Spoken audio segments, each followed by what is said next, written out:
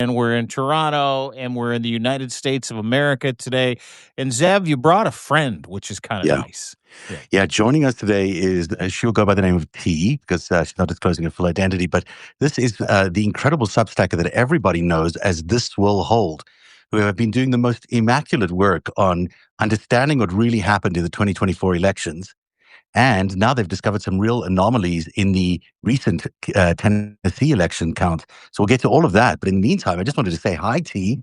It's nice to have you join us here on the FiveStack. I'm a huge fan of all the work you've been doing. Maybe you can tell folk, and Dean, a little bit about how you got going here on this story.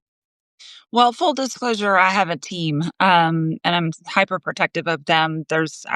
We're over 60 of us now, and we work, together, investigative, data analysts. We really have a little bit of everyone. We've got, legal scholars, professors, and of course, we've got our tech guys who know more than I would ever know ever in my whole lifetime. And so it's really a cumulative effort, and the Common Coalition is the name of our group. But, we really work hard to research everything, and we just watch the data. I mean, I love data, psychology and political science are my background. And then, of course, I was in the military for a long time. So we ended up on this path because, of course, the election, and we knew something was wrong and started doing some digging. And the more we dug, the more we found. And then if you look at the election landscape as a whole, the same experts that were sounding all the alarms 25 years ago are the same people in the same game, still sounding the same alarms. And we just sort of, I decided after Elon Musk nuked my I had a giant Twitter account that was 12 years old, 13 years old now. Nuked it for talking about the election. And I said, all right, I guess we need to find a new medium. And we shifted over to Substack. And here we are. So This Will Hold and the Common Coalition. And so you're a bunch of veterans. There's people from the intelligence community involved in your group. There's analysts. There's people who work with numbers and election results. You're not just making the stuff up as you go along. This is real data that you're analyzing, right. And you've come to real conclusions. And you've also investigated how the technology worked around the elections last year, and how people like Elon Musk, may have been involved as well as other things. Yeah. So, that you have enormous credentials and almost 50,000 or more than 50,000 followers. A little over 55. Yes. Yep. So, fantastic. It's so good to launched in June. So that's really, on Substack. I do think a lot of my followers came over from Twitter because one day my big account was there and then it went gone.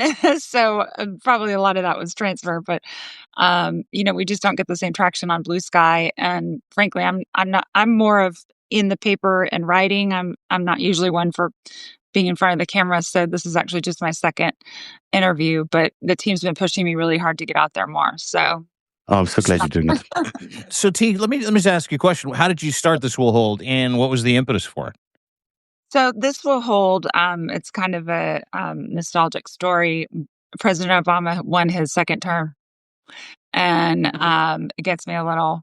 I really just felt we were like, yes, we're on the right track. Oh, you're emotional because you remember having a real president? Is that that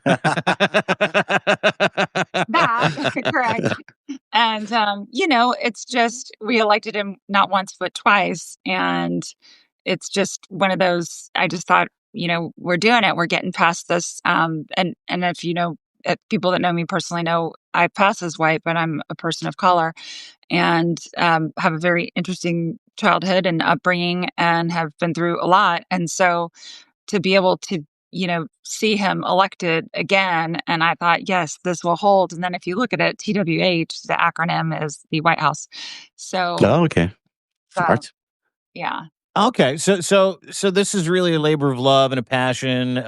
This is something that was born during the Obama period Right. for you. This will hold, and then you lose the country for a few years to Donald J. Trump. You get it back from Biden. You think you're on easy street. Now you have to bring This Will Hold back. And what I found really interesting about doing some research when I found you were on the show is that, on the fringes and now kind of creeping into the mainstream is this idea that, and Zev mentioned it, that there were real serious problems with the 2024 election, and I've watched your work really make its way into mainstream, and people like Dissent and Bloom have talked about it quite a bit.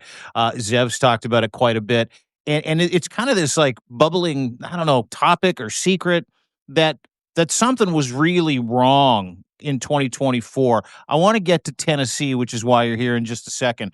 But what is it that you noticed, if you could kind of walk us through that to kind of lay the tracks for why we're having the conversation about Tennessee? Well, just immediately on election night, just a gut instinct, as we're watching numbers come in. And those of us who are familiar with data, and just to back it up a little bit, I have been working in legislation for over a decade now. And so it's not like I'm new to politics. And so I knew what to be looking for. And I also knew back in 2016, when everything happened with Hillary Clinton, those machines in Michigan that just went boom out of nowhere and then she just walked. Hillary Rodham Clinton does not walk away from an election unless she's told to. And so we knew that something was wrong even back then. We also knew Trump was a Russian asset. And so we just had eyes on everything, just watching it. And so when numbers started coming in, we were all, kind of having that sort of same Clinton like feeling in our gut. And I was actually at a politician's party who I had helped to try to get elected, and he didn't end up making it. And he should have. And once we unpack the rest of that data, we'll be able to prove that he did. But long story short, I left that party and everyone's like, "Why aren't you crying?" And I said, because I'm going home to figure out how they did it. Because I know they did it. Because these counties that should have been a double digit win barely squeaked out blue. These numbers make no sense. And how many Democrats do you know go in, and especially, on election day, not in early voting, not in mail-in voting, and decide they're going to vote blue down ballot and then choose Donald Trump at the top of the ticket? That's Brilliant. Not likely. no. Not likely. So, No, so what were the anomalies that you noticed? Sorry, Zeb, I just need to, I got to lay the tracks for me, because otherwise I'm going to just sit here like a bump on a log, and I'm trying to get as much information as I can out of T. So sorry. Do what you need to do, sir. Data that we were able to see quickly, pulling the CRVs and backing into the numbers and seeing that supposedly, well, and also with people of color, you've got certain neighborhoods that are Asian or Hispanic, and their numbers were coming in at a tenth of what they should have been when we knew they were registered and we knew they were voting. And, we're canvassing these areas saying, "Hey, how much of your community do you think voted?" And they're like, "Oh, at least 60%. And it's like, "Really? Because according to this data, it only says 22%. And they're like, "That's insane. That's got to be a typo." So just being able to see the data and then back into the numbers, and again, knowing that, if you look at Nevada, well, basically all the swing states, that in the swing states, that these down ballot numbers are supposedly all these Democrats going in on election day and saying, "I'm going to vote for all of these blue candidates or propositions or whatever it is that they've got that they're checking for, but then I'm going to vote for Donald Trump at the top." So we knew it was either a vote flipping algorithm, which we thought at the time most likely, and probably still is in some areas, or what we're looking at right now with DDHQ. That's unbelievable. Is it? It's funny because, like, to your point, I was stunned the next morning. I'm like, "There's no way this guy's going to win." I mean, the run up to the election, visually, you just couldn't see it. The polls didn't say that. Everything was pointing towards, Kamala, Tim Walz. Everything, like absolutely every metric, everything was. Yeah. And I don't want to get into the Latinos in Miami and, how he rooked certain communities with influencers. I don't want to get into that. And this has been one of those subjects that, I never want to be a sore loser. I never want to be one of those guys that's like, "Well, it's rigged," right? Because I just watched some asshole do that for like 4 solid years. It was rigged. It was rigged. He's still fucking doing it. Pardon my language. If you have a problem with swearing, I might swear a little bit today. I'm just letting you know. Gosh, you get to know me better. All right, T. I will. I hope to. It's interesting because I've sort of followed that, what your work has been kind of disseminated by other people, and now having a chance to talk to you about it, it makes even less sense. And as does, specifically reading your Substack on Afton Bain and how she lost to Matt Van Epps seems to be a very eerie story there that played itself out again less than a year after the same story played out in those swing states. Yep. Well, and it's really just about the math, right? So if you just take emotion out of everything and you just look at the math. And so what we saw in the swing states and binomial math is, anybody don't get knickers in a twist. This is not, true binomial math, but for simplification reasons, if you take all 7 swing states from 2024 and put that with him winning just above the threshold for an automatic recount. And then you take that 88 counties all flipped red and not a single county flipped blue. There is a 1 in 50 octillion chance of that happening without evidence. That is 28 zeros. And so when you look at that math and then on top of it, it's like 88. Really? Come on. Like anybody that knows history knows what 88 means, right? That's Elon Musk trying to be funny. And it's not funny. So, of course we've been hammering those numbers out there, but then when we look at what happened with Afton, it's the same thing. It's the math. When they're reporting that 99.4% of the vote is in and they're bragging that they are real time 40 times per minute, they're updating. And we knew where to look because we caught them already. So at this point, we've laid traps and we're watching and we're seeing the numbers coming in, we're seeing them coming in. And then it hits this number and they're calling the race. And then out of nowhere, 31,000 votes come in. And it's like, no, you don't just gain another 17%. That's crazy. So we knew, again, they did it. And this time we think it was through the DDHQ route. So it's Well, let's back up here a little bit if we can, just to give people some real grounding in what happened on that election night on Tuesday. Tell people what DDHQ is, because a lot of people are wondering, what is that?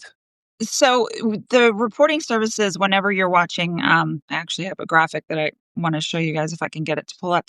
When you're watching, all the stations, whether it's Kornacki or whoever is your favorite, they give you a feed of all these results. You get to see them at the bottom of the screen. You get to see it when they show the results. It all comes from 2 or 3 different suppliers. I know. I've worked in those networks. I've seen those feeds come in there. Generally, you go into a sequestered room and there's an election committee deciding when they can call results. But it's just the same feed from 3 different suppliers, basically. Right. Yep. And so DDHQ is the one that is supposed to be, the fastest with the most updating because, again, they say that they are updating, 40 times a minute. So they're supposed to be live results. And it's our, hypothesis that what is actually happening is that they are hooked into the system of record. And just so that we're clear, we are not accusing DDHQ of doing anything. A bad actor could absolutely be hacked in through DDHQ to the system of record, and they're controlling it from there. Right. So on Tuesday night, there was a 99.4%, so 99.4% reporting, and the election was called for the Republican in that race, and this is District 7, I believe, in Tennessee's election. And what happened was DDHQ showed 148,000 votes at that time. So it's not DDHQ directly, it's news stations that use their service. And so, they're saying 99.4, the election's called, and they've got that number, which 148,853 votes, I think was the total. And then right after that, sorry, go ahead. And then 31,000 votes show up. So if you're at 99.4%, you're looking at roughly 1,000, 1,500 votes left out there. If you're right. And you don't have 31,000 left. Yeah. Yeah. That's so that makes total sense to me. They've only 0.6% of the vote is remaining, and they've already counted 148,000. 0.6% of 148,800. Yeah, that's not 31,000. That's around 1,100. Yeah. Right. So where did the extra 30,000 votes come from? And you're not even saying that the Republican didn't win. You're just saying there's something weird going on here, and we need a recount in order to understand what happened on Tuesday. It may be that Afton won. It may be the Republican guy won. But just to understand exactly what's happening would be very important in terms of a recount. Well, and then if you also saw on the post that we put out there, there's a chart. If you see the way that the data is skewed, there's that similar pattern of votes are building for him and lowering for her as the numbers go up. And that's something that we also identified in the 2024 election, which again looks like a vote flipping algorithm. But in this case, we think it's the DDHQ situation. It's really unlikely that you would get this, obviously. So there's obviously something wrong with the numbers. What is the process for a recount? What do people need to do? So the candidate herself has to, in Tennessee, and that's the trouble, right? Again, with this whole, it's also problematic. If there's anything that this will hold and the Common Coalition does or is able to do is expose the rot, because they have gotten so good at rigging on the front end and then delaying on the back end long enough to where we only have until September on the 2024 election to get access to ballots. And so Okay. delay until it's really sunk cost fallacy, right? You're throwing good money after bad, just filing lawsuits and trying to get in there. In Tennessee, they've made it incredibly difficult to challenge elections. She has to challenge it herself through a civil lawsuit, and who knows how long it would take to get access to the ballots. But again, public support. The more people who are aware of how affected our elections have been over the course of the last 25 years, and that's the biggest point that we want to make, is that this isn't a new thing. All Elon Musk did was put election, stealing on steroids. I mean, he's got access. And when you say that, that's a pretty dramatic statement. What do you mean? What Elon Musk did is put elections? Well, I mean, Yeah, now we're getting to the good shit. Yeah. Let's get heated up. So I think our first article that really took off. If you've seen all the footage of Trump thanking him for how good he is with those vote counting computers, and you saw that he launched those low Earth orbit direct to cell satellites, literally spent a year building out this entire network that truly all of the tech folks, mine included, were freaking out at how quickly he was building it, and then he wasn't bragging about it. So from a behavioral perspective, this guy likes to talk about everything, right? Regardless of whether or not he's going to do it. Hey, I'm going to do blah, blah, blah. And then it doesn't happen, but he's bragging about doing it. He pulls off one of the most, amazing technological feats in modern history, and I think tweeted about it twice. So that in and of itself was bizarre. But one of my own texts in April of last year, and not that us saying anything back then would have done anything, because clearly we've been screaming at Democrats for a year now and they haven't acknowledged it. But they said, he said in April of last year, Elon Musk is about to steal the election. Mm-hmm. And here we are. But those low Earth orbit, satellites, people don't understand what they can do. So when we talk about air gapping is not, with the equipment, that's not a non-issue at this point. With these satellites, it's irrelevant. Yeah. You're talking about Starlink, right, T? Yeah. It's Starlink, but it's not the traditional Starlink that he put up first. It's that whole network that he put up and that he activated the week before the election. On that hurricane, this is a story I broke a few weeks or months ago, when we discovered that he got this authorization around allowing these satellites to operate because of the hurricane that had hit Kentucky or somewhere. I'm not even sure it was. North Carolina, I think. And somehow Starlink was given authorization to basically get into all the cell networks, because it was giving people these early warning systems. And the same thing happened, and we also discovered at the same time that there was this anomaly in the voting machines that allowed the air gap to be sort of a non-issue, because they used to keep voting machines air gapped from the other machines and other internet connectivity. And what they did instead was they were being able to, they think, maybe through power supply chains or other ways, get some of that data from the power supplies of the voting machines into the actual voting machine data supply. And this is all very, very technical, but the point is that he had the capability. Whether he used it or not is unclear, but he had the capability in the last election to really interfere in those results if he wanted to. So, and that's what I would ask you too, because there was something that happened the day of the election where Rogan talked about it. Several other people around Musk talked about it. Elon Musk, he's at Mar-a-Lago. He whips out his phone a couple hours into voting and he goes, "We won." And he had it on his phone. And then he literally stood up and left. Yeah. And nobody saw him again. Hasn't been back to Mar-a-Lago since. And obviously they've had a falling out, et cetera, et cetera.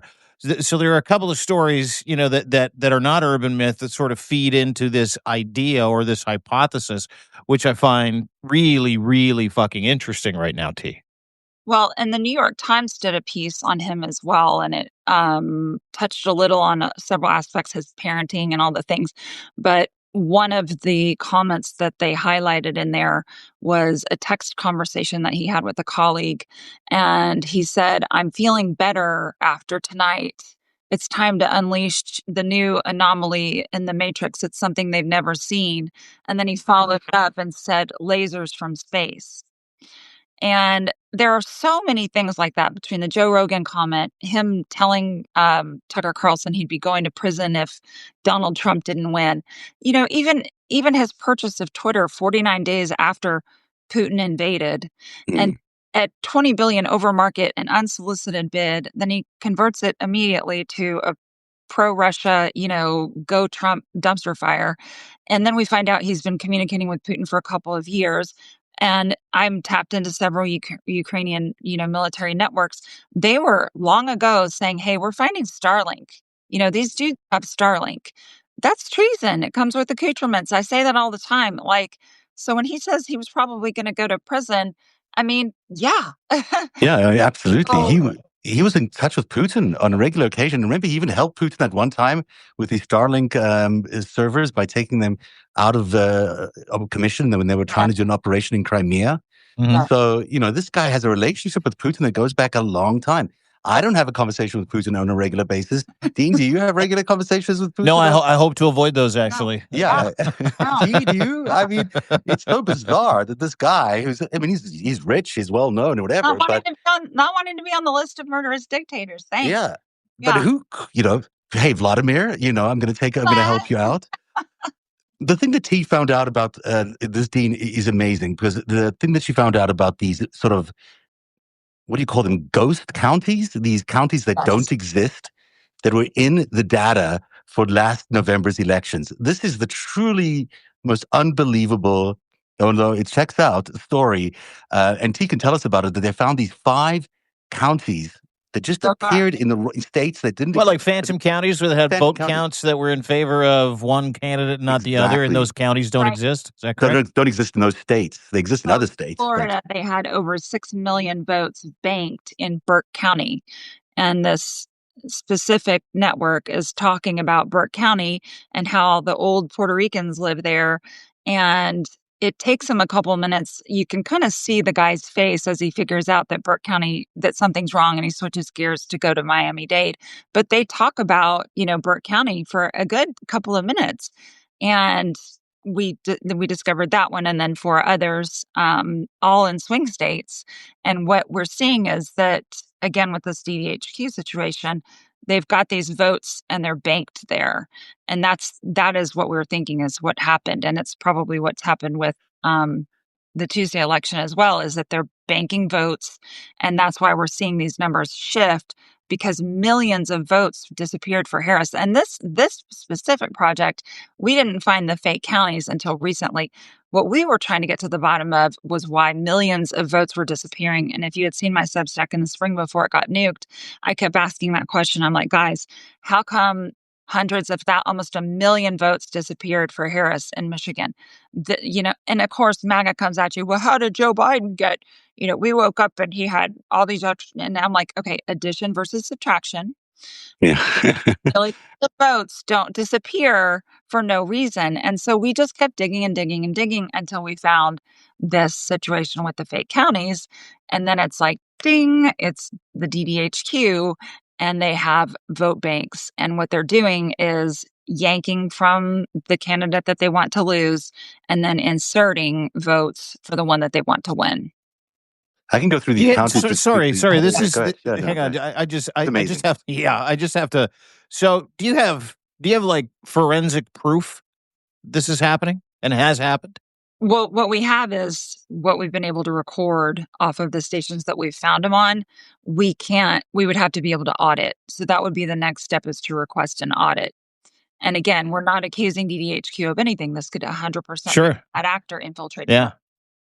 Yeah, someone who's got a straight pipe into DGHQ. No one knows where he is. Probably an incel, parents' basement, getting paid a lot of money while he's eating corn chips. That kind of thing. Like you're not suggesting DDHQ or anybody else has done anything untoward. You're saying someone is gaming the system outside is what it looks like to you. And it could be a Musk adjacent individual, or it could be DDHQ, because the fella that is the major shareholder of DDHQ has, I mean, he was Marco Rubio's head, cyber guy for like Oh, years. that's interesting. Yeah, and he's got And how about the dude, the bot? Was it Smartmatic or Dominion? Who's a Trump loyalist? Trump. Yeah. Yeah, we've got a new one.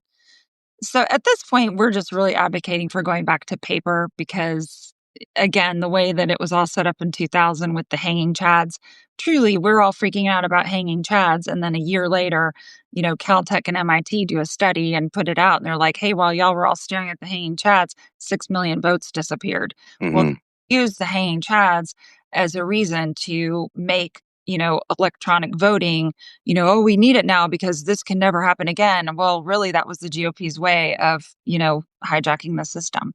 Jen asked a great question. Sorry, what is a banked vote? Maybe you could fill everybody in. Well, so you would view it as like a storage container, and you're holding all, millions of votes. And when numbers are where you want them to be, because again, remember, they're trying to keep within thresholds, you're adding and subtracting and trying to stay on top of those numbers so that you won't have an automatic recount. So it's just a place to move votes to and from. Sure that your candidate wins. Yeah, got it. And it's really interesting, this anomaly of these counties that showed up. I mean, they only showed up, if it only showed up once, it would be an anomaly. You could say, explain it away, maybe it was a mistake, but right. It happened 5 times. I mean, this Burke County that was displayed as being in Florida. There is no Burke County in Florida. No. It exists in Georgia and North Carolina. Right, and Hamilton County. There were 5, and they were, again, in the swings.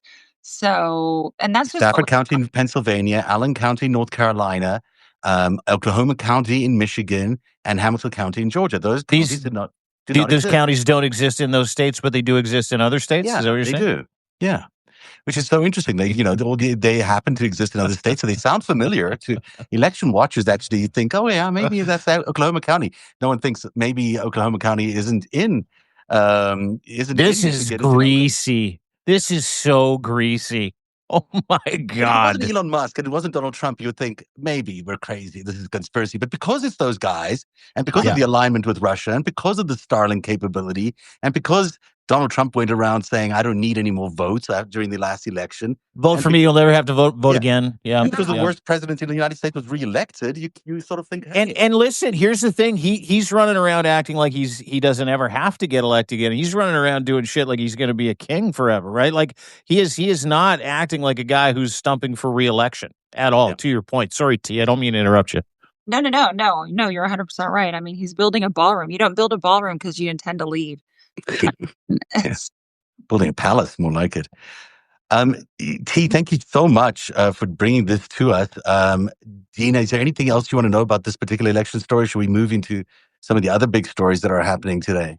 Well, T's a veteran. So, there's another thing that's cooking right now that I wanted to talk to T about, and maybe you could set it up because Admiral Bradley showed up today to a closed-door hearing. Rep Jim Hines came out and said, what I just heard and what I just watched is some of the most disgusting, terrible shit I've ever seen in my whole life. We're talking, of course, about the 83 murdered individuals in the middle of the Caribbean. And wanted to get your thoughts on this because Pete Hegseth is out there tweeting about how no big deal. And he's got, Franklin, Canadian loved turtle, by the way, cartoon blowing, putting memes of Franklin the turtle blowing people out of the water, which is just disgusting. You have 83 dead people and you've got Pete Hegseth dancing on their graves. Now you obviously have an issue.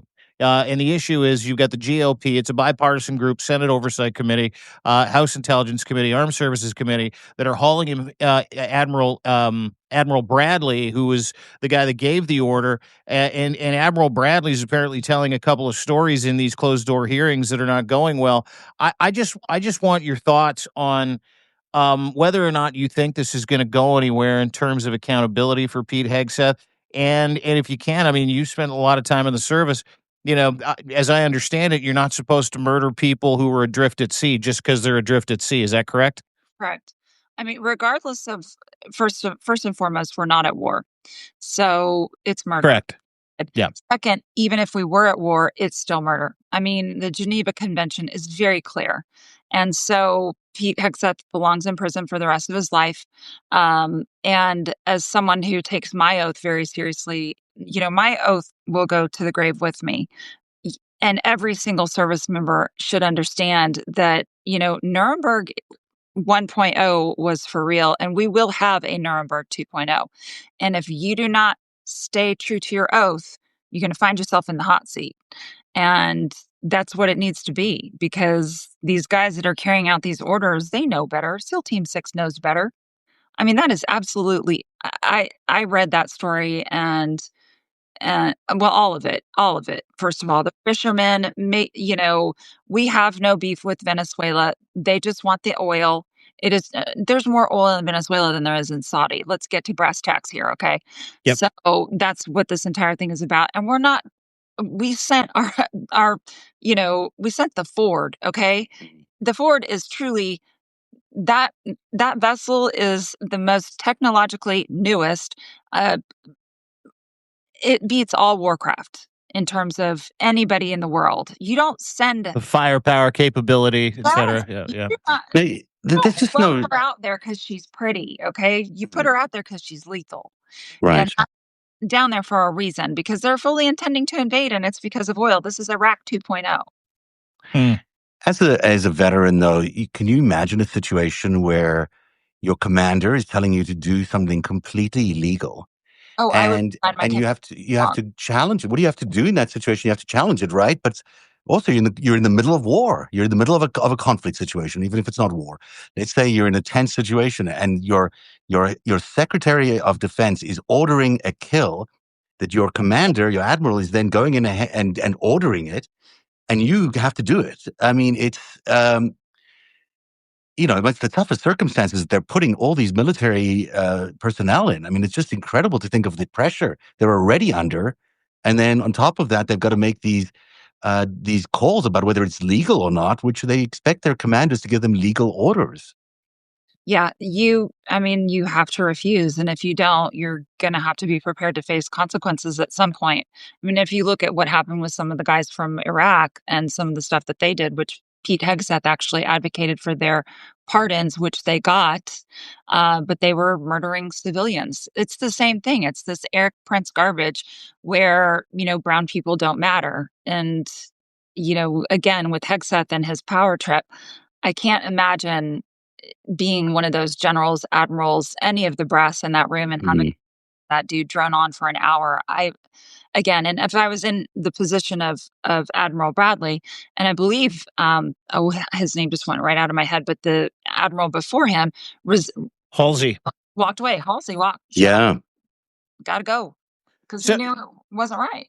okay, so if I can too, I mean, when you talk about how this is illegal, this is literally in the textbook. If someone's shipwrecked, you can't kill them just because they're shipwrecked. Like it's literally in the armed services textbook, the handbook about extrajudicial No, killings. Correct? no, we don't. Yeah, no, you don't kill survivors. That's not a thing ever. So, it's beyond the pale that first of all, that they're even doing it in the first place, because we shouldn't be just murdering civilians on the sea. And then second, to double tap like that, absolutely not. I can't. So Even if they were carrying drugs, even if they were carrying narcotics, even if they were doing any of these, even if again, no. So he should face consequences. And hopefully that'll be what ends up happening. Do you have friends still in the service? I do. Obviously, without giving names, what do they think of him? What do they think of Pete Hegseth? Oh, they're horrified. Yeah. Yeah, they're horrified. They think he's awful. Okay. So, I mean, truly, and we're watching, we are watching a exodus of MAGA on multiple levels. The Common Coalition, we've got people in about 8 different groups just kind of planting seeds, and we have been actually for a long time trying to shift the tide. We are very much of the mindset, get in the boat, just pick up an oar and row. We're not doing this whole you got what you vote for, blah, blah, blah, because these people are losing everything. And if you view it from the standpoint really of conditioning and just this incubator of it's like Jim Jones on steroids, right? They get and again, Fox, if I had my way, we would disassemble the Murdoch empire and sell it for parts. And it has truly turned a group of Americans into these people who believe all of this. And it's like they're coming out of a cult. And a lot of them are military, and a lot of these bases, they only get Fox. It's like one of the only stations that comes across as English. And so, when you're hearing that all the time, it's piped into your head, and you're like, yeah, go Army, go whatever branch you're in, and you really think these are the enemies. And now you're realizing you've been snowed all these years. It's really, really a massive deprogramming that we're watching, and we're happy about it. But we got to handle this Venezuela situation. Like now, Congress needs to step up and do the same thing that they did with the Epstein files. They need to do something similar and pass legislation to pull back our military and get them out of that water. Absolutely. I should just mention on Admiral Alvin Halsey today. This is the story for the Wall Street Journal that I think was really important. They apparently, according to them, Hegseth basically told Halsey, you're either on the team or you're not. When you get an order, you move out fast and you don't ask questions. So it's the same situation. This is the guy who's the commander of this entire region of the U.S. military, and he's being told by the Secretary of War, basically, you have to follow these orders or else you lose your job. This is not typical of the military. This is not the rule of law, and it's the same situation. People being forced to do things that they're, are blatantly illegal. Yep. Well, that was encouraging. It's all about, as Lev Parnas just said in our chat, black gold, ladies and gentlemen. That's the interest of Greenland. That's the interest in Canada. That is the interest in Venezuela. And if you want to know more about this surging story around vote tallies, banked votes, counties that don't exist, This Will Hold is the name of the Substack channel. You need to subscribe to them. If you could see the chyron at the top here with everybody's name in a little great thing, it's got the thing, names going across. Hit that right now, and you'll automatically subscribe to everybody, including T, including This Will Hold. And I need you to go and support their work, because they're not just presenting their work, they're clandestinely trying to bring the country together with intelligence, with math, with data.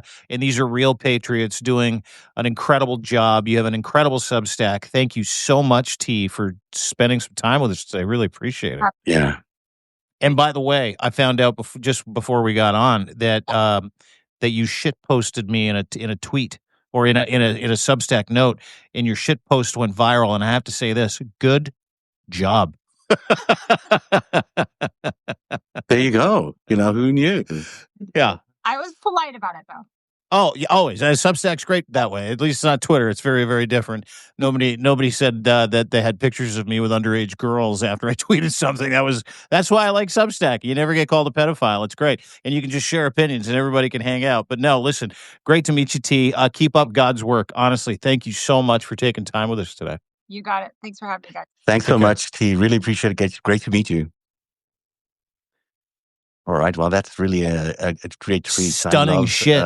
I love her, and I absolutely love finding out all this information about what they're discovering around the elections, both on Tuesday night and last November, is fascinating. We were on the air live that night, and we both felt it. I mean, we knew what was coming. We expected the polls to deliver the result, and then it just turned on us like halfway in. You felt all the air come out of the room, when these results kept pouring in, and they proved that. Of course, Trump was winning, and it felt like a deflation, but it also felt like something was wrong, and it's felt like it's been wrong ever since then. And now this data is coming out, and I think it's bearing out. I for the longest time, 10 months, almost 11 months now, I didn't want to talk about the story as it continued to grow, right? Because you never wanted to be that sour grapes guy. Yeah. we watched Trump weaponize the word rigged. Still does it all the time because his mind is mush. He's so fucked, by the way. I don't know if you saw him fall asleep today Oh when my he was at gosh. his own peace summit. That was really something else. This was an Sick. historic moment. This was not just like, another cabinet meeting. Not that Rwanda and the Congo, they put everything down and they show up, and Donald Trump's like, you guys got this is nice.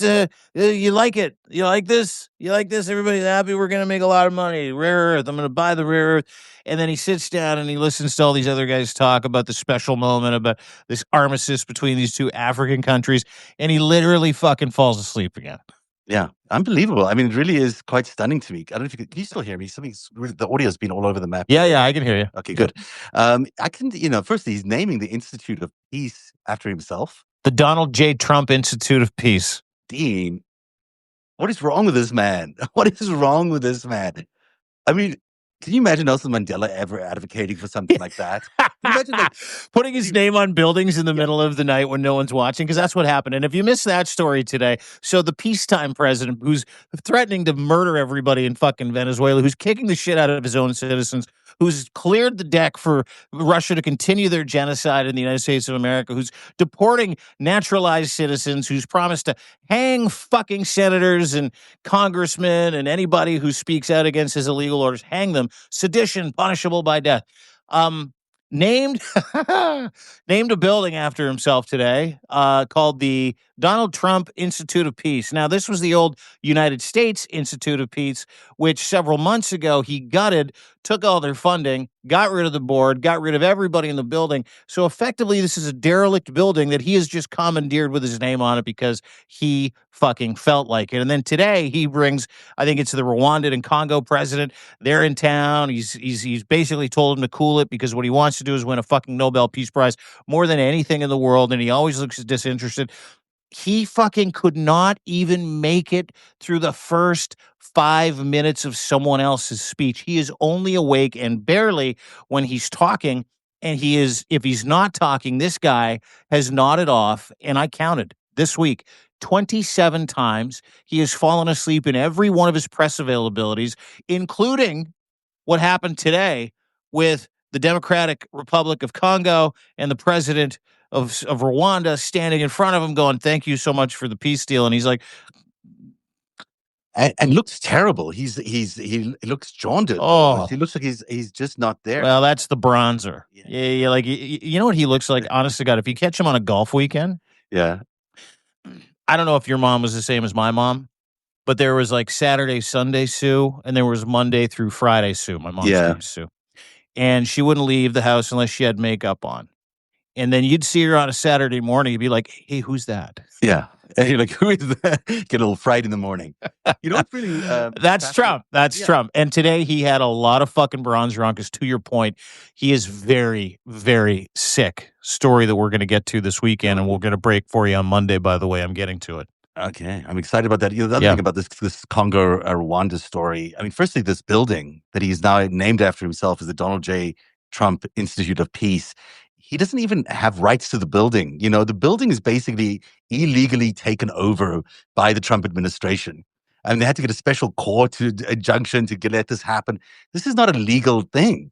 And on top of that, the reason they're really interested in a Congo-Rwanda deal is because they want all the lithium in the ground in Congo. This is all really about Elon Musk's need for lithium batteries and rare earth minerals that come out of the Congo, which is where a lot of this stuff comes from.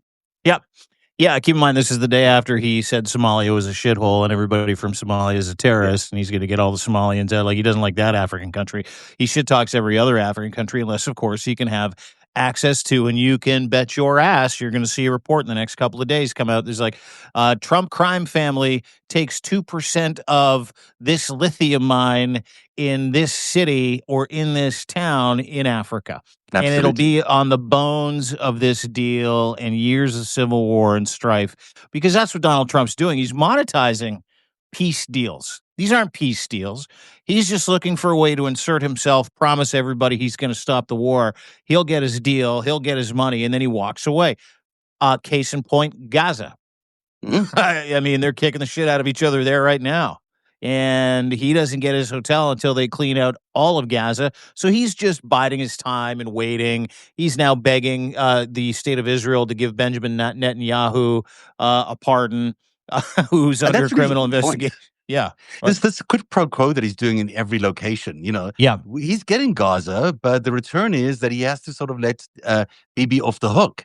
So, Bibi's going out publicly yesterday at the New York Times Deals conference saying, I should be getting this pardon because history is upon us and whatever. He's basically lobbying in the United States for the United States president to back this pardon.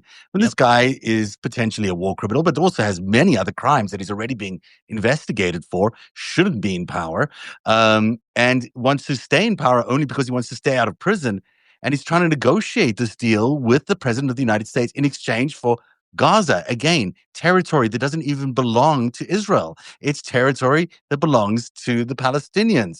So to suddenly hand over, this in exchange for a pardon for Bibi Netanyahu is insanity. It's just sort of the height of corruption. You know what? Take that to your pardons too. All the other pardons that he's given people, right? There's a quid pro quo in all of those. If they're not paying for them, they're going to help him.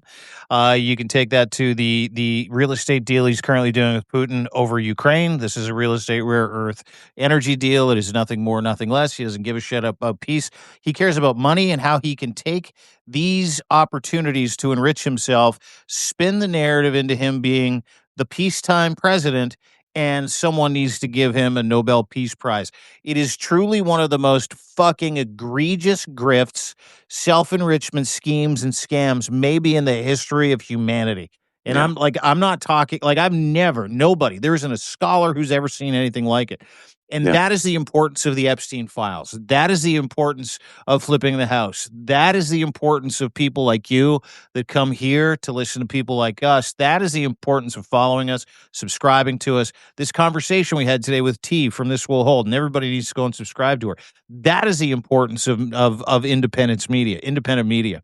Because if it were not for people like us, platforms like this, if it were not for people that have better angels on their shoulders going, no, you need to go tell the truth on behalf of the Republic. This is the fruit of this life.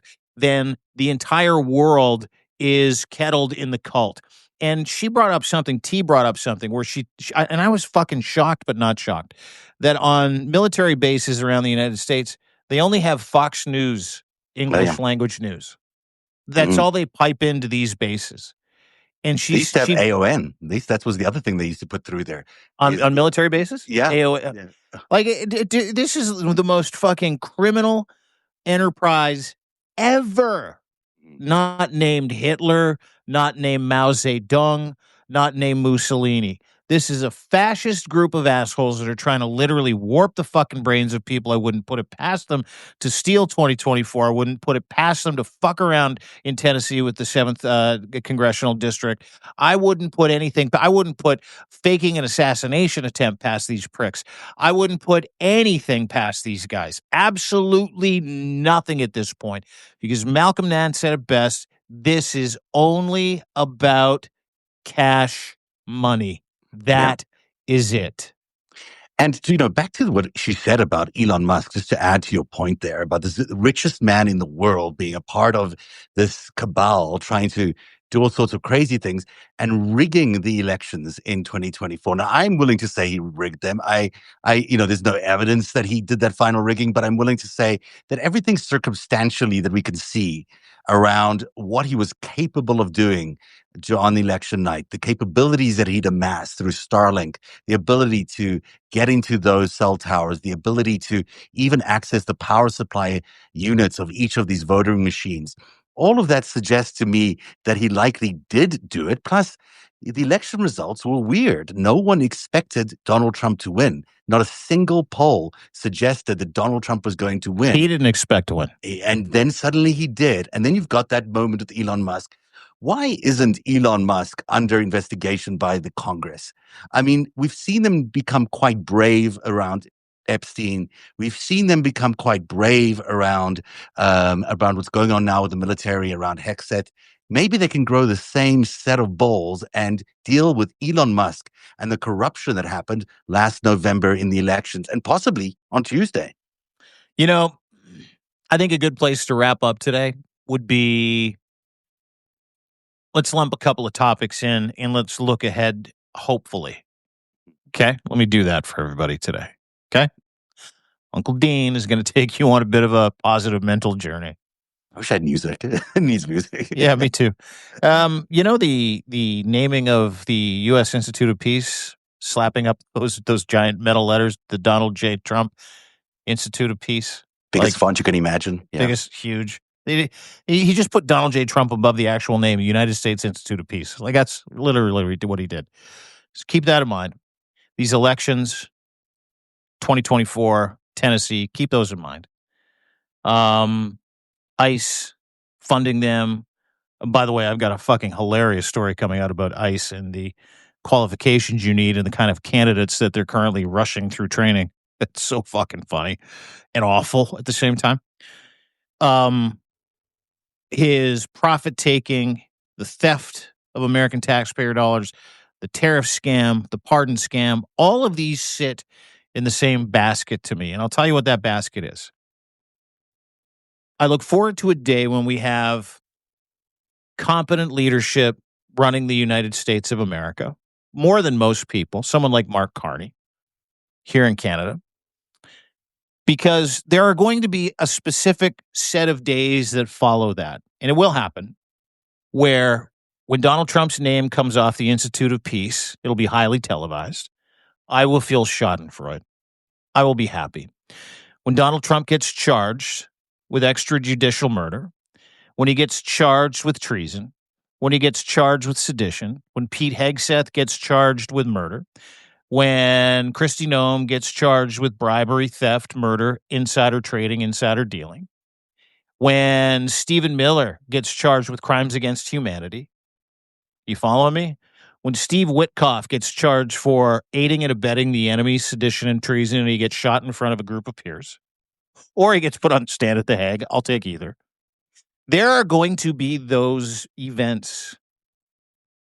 And for every single thing that you see where you shake your head and you go, this is fucking crazy, I can't believe this is happening in my country, just know that there will be a day where that gets rolled back, letters come down, sunlight gets shined into certain corners, financial, political, treasonous, seditious, where you will breathe this sigh of incredible patriotic relief if you are on the right side of history. Like an incredible sigh of relief.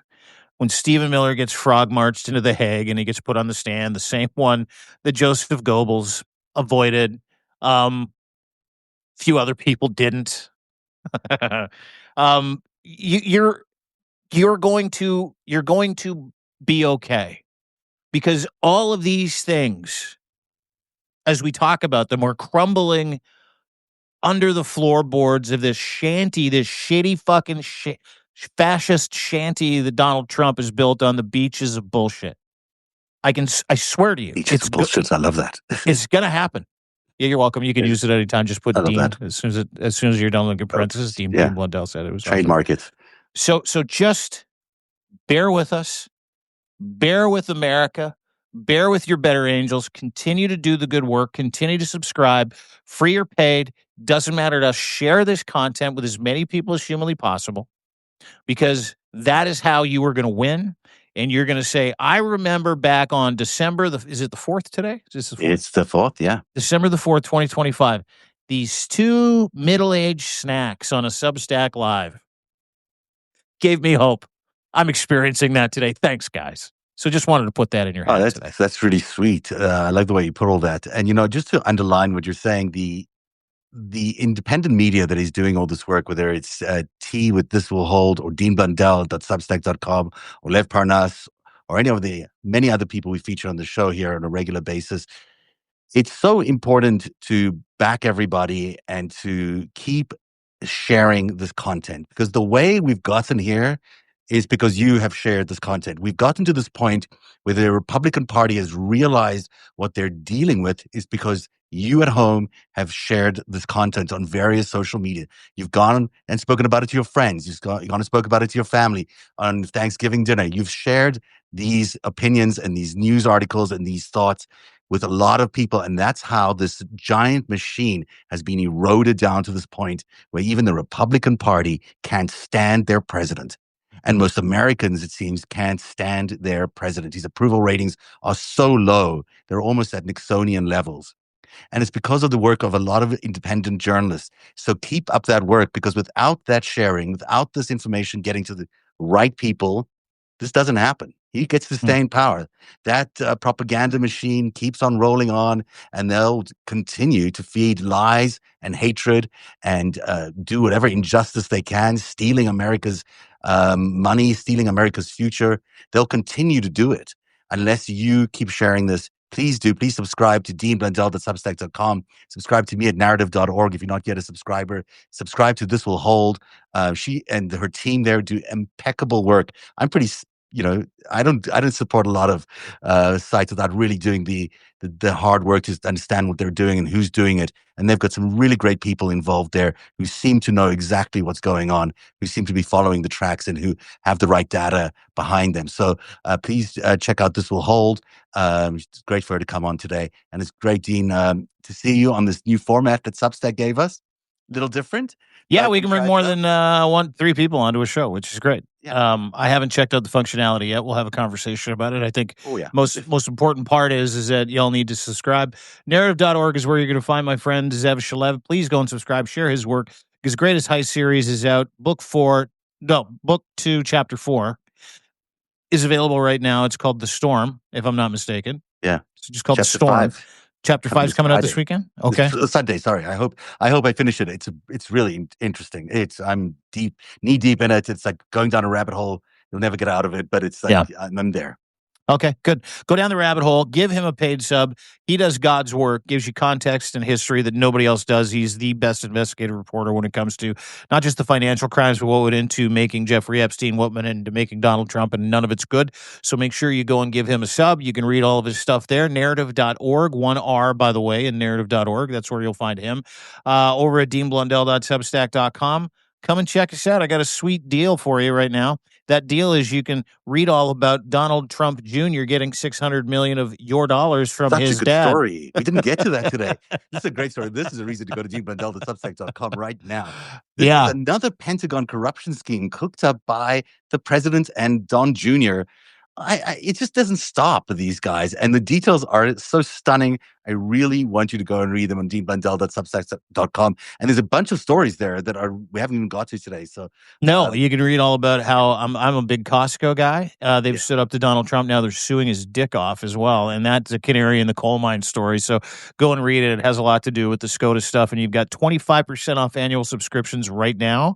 We're 4 founding members away from 30.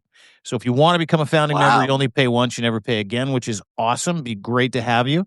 You get unlimited access, and you can right now lock in 25% off for your annual subscriptions, and you can have that locked in for life. I think it's around $80. So minus 25%. I don't know what the number is because I'm really bad at math. And when she said binomial math, T at the start, I'm like, I'm just going to pretend I knew what she was saying.